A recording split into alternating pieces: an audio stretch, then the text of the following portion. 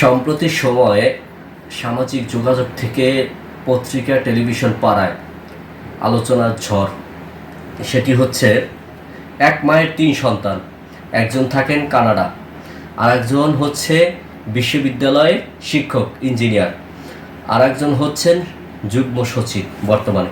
৩ সন্তান থাকার পরেও মিরপুরে ফ্ল্যাট থেকে মায়ের পচা, দুর্গন্ধ, পোকামাকড়ে খাওয়া লাশ উদ্ধার করেছে স্থানীয়রা। কিন্তু দুঃখের বিষয় হচ্ছে কি, মানুষ বলছে এখানে 3 জন সন্তানকে দায়ী করা হয়েছে।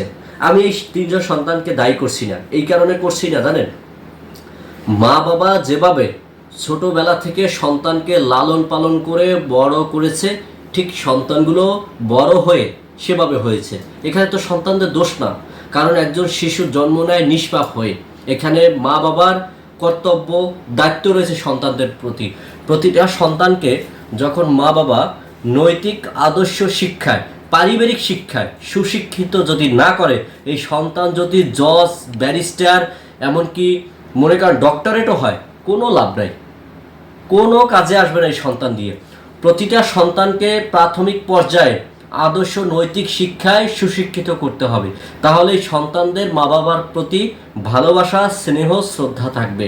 আর প্রতিটা অভিভাবক, মা বাবার দায়িত্ব হচ্ছে সন্তান যখন জন্ম দিবেন ঠিক সন্তানের দায়িত্ব নেবেন এবং সন্তানকে মানুষ করার দায়িত্ব আপনাদের। যদি সন্তানকে মানুষ না করতে পারেন, যদি গরু ছাগল কিংবা যদি মনে করেন 10টা 5টা সার্টিফিকেটও অর্জন করান, কোনো লাভ হবে না। তাই সন্তানকে আদর্শ সুশিক্ষায়, নৈতিক শিক্ষায় আগে শিক্ষিত করেন, তারপরে সার্টিফিকেট অর্জন করান, তারপর চাকরি করান। দেখবেন এই সন্তান দিয়ে সারা জীবন সুখ করতে পারবেন। ভালো থাকবেন, সুন্দর থাকবেন।